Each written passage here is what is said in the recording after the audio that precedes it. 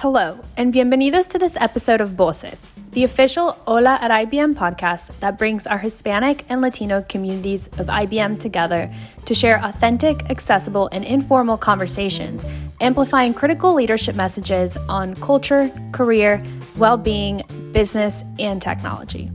The views, thoughts, and opinions expressed in this podcast belong solely to those of the speaker and do not necessarily reflect the official policy or position of IBM.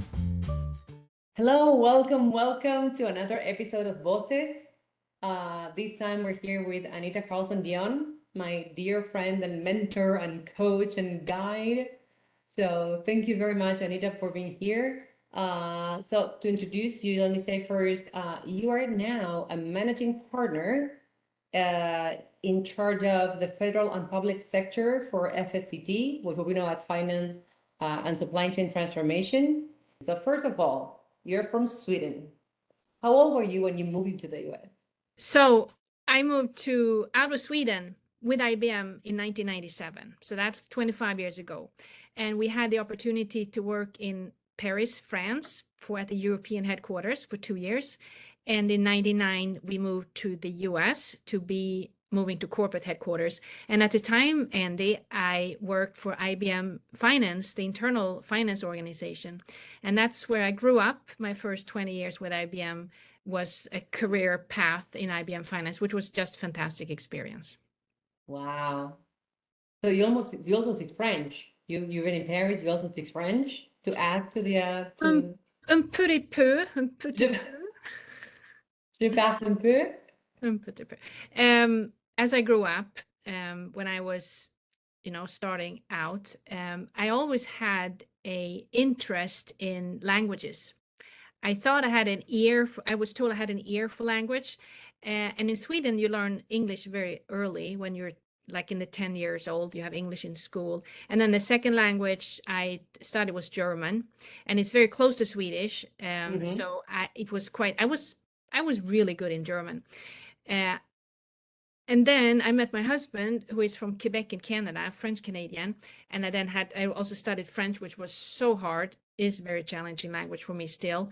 But then I changed into more French. I had to try to speak French with Michelle's family in Quebec. And then, like you said, we lived for 2 years in Paris, even though I worked in English, but everything else was in French. So I know a little bit of French, and now when I try to speak German, the French words are kind of just jumping in front of them. Welcome to our world. As Hispanics, we need to be dealing with two or sometimes with three languages at the same time. I know the feeling exactly. You're trying to speak another language, you're like, no, that's not. That takes me to the other point that I wanted to discuss with you. So you moved into the US. In addition to the language difference, what else did you find that you had to deal with as a Sweden person, as a non-American? Because someone would say, when we're from Latin America or from Spain, Hispanic country, and of course, when there's the English, and we believe that we're the only one eventually going through that experience. And we don't, at Voces, at all at IBM is only for Hispanics, but that's why I wanted to have you telling us your experience as an immigrant here, non-English speaker, non-native English speaker, and what was your experience there? It was quite intimidating. Even when I was in Paris, it was a little easier because then we were people from all the countries, European countries, at the European headquarters. There was the Italians and the Spanish and the English and the French and the Nordic people, and we were there kind of pulled in as a team to drive the consolidation for Europe. And then we were all at a disadvantage. None of us were speaking our native language. We had to communicate in English, and it was good. We spoke a little slower. It's okay to ask how, I don't understand, except for with the British people, of course, who were both, speaking really fast. And then we had the Americans. Most of them executives were from the US. So you had to speed up or improve the English quite a bit to feel like you were working effectively in that environment. Then when I came to the US, so I got 2 years good of training in working in English. Came to the US in Armonk, all American. A few of us were from outside, right? But primarily American. It was difficult. I on advice, I took a class on writing, because I was the EA for Mark Lockridge, the controller, and I would be drafting emails for him to send onward. So it had to be pretty good English. So I took a class to improve my written English, which was good for me then and in the future on. But that thing about you think in Swedish, right? And then you have an idea, and then you have to translate that into another language. And the time it takes, sometimes in the discussion, would have moved on. Okay, it's too late, too late to make that point. So I it was hard. And also, I have to say, the cultural aspects as well, right? It was like, I'm different, and anyone looking at someone from Sweden or looks like the same as Anglo-Saxon culture, it's quite similar, but a lot of it, hey, I am different. If this was in Sweden, it would have been different, and I would have been felt more at home in this meeting, in this environment, work environment. But do you think, and I'm jumping a couple points, but this is so interesting. Do you think that if you were to stay in Sweden, you would have made the career that you made? You're still making. That's a very good question. I think I would have made a great, career within Sweden, some bank or some insurance company or something like that, right? But funny enough, I knew back on where it started, right? I was always intrigued by languages, and I was intrigued by, when I was a kid growing up, that family, and from a very small village, everybody grew up there. My half of the village is related to the other half. It's like, and it's still 250 people there, and they all know me still when I come back home and visit my parents. But then there was another village, and there was a person who were from Germany, and there's like a family that, and I was intrigued by that, like, wow, live in different countries. And then with my husband from Quebec, Canada, when we were dating, and then etc., the whole thing about an opportunity to work in another country was just so appealing, like something I really wanted to have the experience.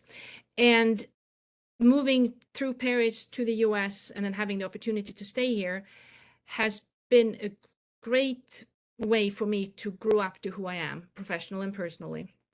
And I do believe, answering your question now, that I had been much more confined, like in a smaller box that I have been operating, if I had stayed in the Swedish culture and the one way of doing it, because that's the only way you do it. Coming here to the US, it is open, maybe not for everybody, but it is open, and it's okay to succeed, which it's not in Sweden. And it's okay to test new things and be out of the box. And so it has enriched my life in so many ways, as a person, as a mother, as a professional, this opportunity that I've had with IBM to do this journey.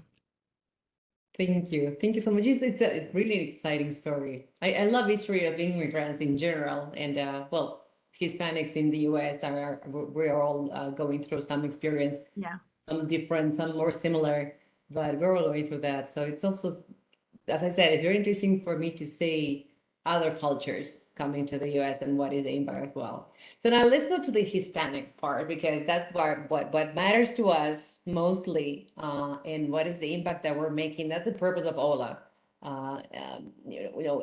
Give more opportunity to the Hispanics to advance to positions of leadership in IBM US.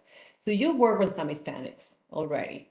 And we're including Brazil also here. So just to make it to more people that we're including Brazil, and we have several Brazilians supporting also OLA. So what has been your experience with diverse teams in general, right? And the Hispanics in particular? What has been your experience there? And that's a very good question, and a little challenging. And I know it's Hispanic, but to some degree it's to all culture, right? The opportunity to work with people that have a different perspective, that have a different reaction in a situation that I would have, and how to learn from that. And I think the one thing though, and is that what I have experienced, is that I think it's more personal with the Hispanic and the Latin and the Argentina and the Brazil and the countries, Costa Rica, right? It's you build a relationship that you trust, and then you work together to solve a problem. And we do not do that in Sweden. It's like more, keep the distance and etc. But that thing is, I have come to enjoy and embrace, and I can see it working so well in that community to actually have a difference, have an impact, building those relationships. Who knows? And you connect faster to get things done, both for IBM and for the client. So I think other cultures have a lot to learn from you with that background to make us more effective and more personal, more enjoyable to actually, we want to know who we work with, right? That is so awesome. And I feel so, as a Hispanic, I feel so proud of being told that. It's like, to me, it sounds like we have more the emotional aspect, and we bring that to work, which is really not easy, right? That's why I will always say, like, bring your whole self to work. And I don't, in my opinion, probably another Hispanic might disagree, but in my opinion, I don't know how other way to do that. I don't know. I would do it differently. I cannot work disassociated with my person. Like, how would that be? Like, if I don't bring my emotions, I don't know. And you know me, I get very emotional, but I don't know. I'm passionate. I don't know how other way to work. I mean, that's basically ingrained in our personality. Yeah, and that we have environment that allows we have like the space, the way to people can comfortably be upset or be energetic or be passionate, and it's okay. It is fine. Let's use that positive energy to make the right thing, right? Because often, like, where do we spend our time? 98% of our time we spend on problems, right? We don't spend the time on the stuff we're spending time on problems. And of course, it's emotional. It should be personal, because if we don't care, what are we doing, right? So it got to be personal. If I can add just an example where I back in the early days in the US, I was a part of a big leadership. I was a band 10 at the time, leadership thing, potential executives, etc. And I came home. It was a 3 or 4 day session. I came home and I cried my eyes out to my husband. Said, I'm never going to succeed. This is not going to work. And what it was that we were given pictures, like see a picture and write something about what you see in the picture. And then we did that, maybe 4 or 5 pictures. And then they took it, ran it through, not AI, but someone did something with it, and out popped what kind of intelligence you had, emotional intelligence or whatever other intelligence there were, right? So there was this picture of a couple sitting on a bench looking on a bridge, right? Mm-hmm. And I said that, the couple, they were happy to see each other, and it's something like, they haven't seen each other for the day, or they talk about something emotional or something personal, right? And that was one of them. And then others, I learned later, they were talking about how the man was explaining to this woman how the bridge that they were looking at, how he had built the bridge and the effort of building the bridge and how it connected 2 sides of the river. Very analytical, right? Yeah. And anyway, when all the other pictures, what this came back was I was super high on like emotional intelligence, right? And I was lower on whatever other 2 bars. And it was the inverse. Everybody else was the opposite, right? And at the time, early in my career, I felt I'm different. It's not going to work. That's a bad thing. Mm-hmm. Now I know I'm different, and I'm different. So it can be something good. It's something good, right? So long story here for the audience, but no, absolutely good. I didn't see it at the time, but later I look back and I'd say, you know what? I'm happy. I'm different. We all are. And that's why we love you. So getting into this point and leveraging that point, how do you see this Hispanic community supporting each other in this point? That we are different. And do you see the Hispanic community embracing that differencing and empowering others, or also relate to other diversity groups? Diverse group, but do you see the Hispanics doing that, or what do you see from the Hispanic community if you're as an outsider? I think you do, and I think you do better or more than many other groups to some degree.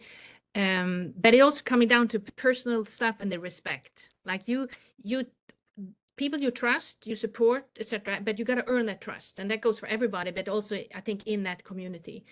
I think if I generalize it a little bit, I think we all need to do a better job of being upstanders. When someone is not being taken serious because he or she is a little bit emotional, or that should be okay, right? And someone else will come and say, that is okay, let's listen this out, right? Even and maybe help if you get really not that it's all about being passionate, but helping person to get over and get on with the business point, right?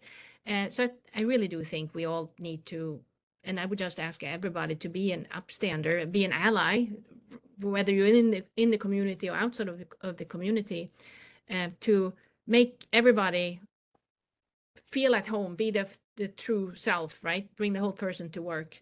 But I think there's increasing awareness, certainly the last few years, Andy, here in the US, around the benefit of that diversity and embracing the diversity and paying attention on unconscious bias in all the decisions that we have. But it's and it's fun, it's open. I like that. That's part of it, right? Without stereotyping the emotion, because the smartness, the business acumen, it's impressive. I mean, I've met so many fantastic people in the Hispanic organization, whether it's in Spain or here in the US or in South America, where the business, the solving the problem is just, it's top notch. And or we're very lucky at IBM to have attracted people like yourself to see that firsthand. It's funny when you say that, because sometimes I'm being asked, like, why do you think you have the difference? I'm like, because we are born in countries or in environments that actually resources are not granted. So since we are born, we need to learn how to deal with resource scarcity, regardless of your socioeconomical situation. Like, governments are not stable, or we are impacted by other major geographies. And we always said we're not stable teachers. We need to be okay. This is how we go. We're surfing the wave all the time, trying to go. So that gives us some level of resilience that we need to, as you say, we need to capitalize on that. So that's so interesting. So let me ask you this: if you see, we have several young people, and we know that the Hispanic community is actually one of the most relevant for the U.S. in the near future, and that these are just statistics, right? So. Yeah. Americans stop having so many children. Hispanics in the US, we keep having children. So we keep having the same rhythm as we used to decades ago. And so the population in the workforce in the 2050 is going to be much more significant than the presence of the Hispanics is going to be much more significant than it is today. The other thing is, because of that, we are younger in the workforce than most of the Americans. So we have a nice pipeline of young executives or future leaders from the Hispanic community. What would you tell them if you have someone there is just joined IBM, expects to be a long career and make it to a top level leadership? What would you tell an IBMer or a lady IBMer? Two things. One is learn the language. I mean, language, it's so important, and it's not to give up one or the other, right? It's to embrace where you live, embrace and know language is important, both the written and the verbal, the way to communicate with people, right? But please keep your native language too, right? That's super important. You can't give that up. And then the other one is a little bit linked to that. Pick the best from the cultures that you're exposed to or that you live in, and I do that. And my little small example is, like, I do the fun stuff, the IBM the Swedish culture things that I enjoy, I do them here, right?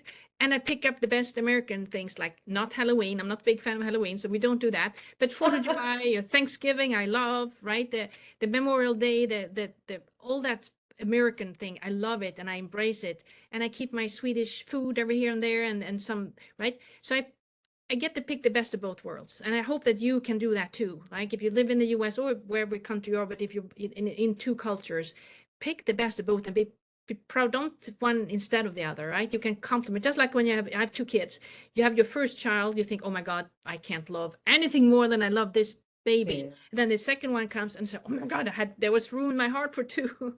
It's given me now a heart for two cultures and benefit from both of them. Love it. Love it. So that was great.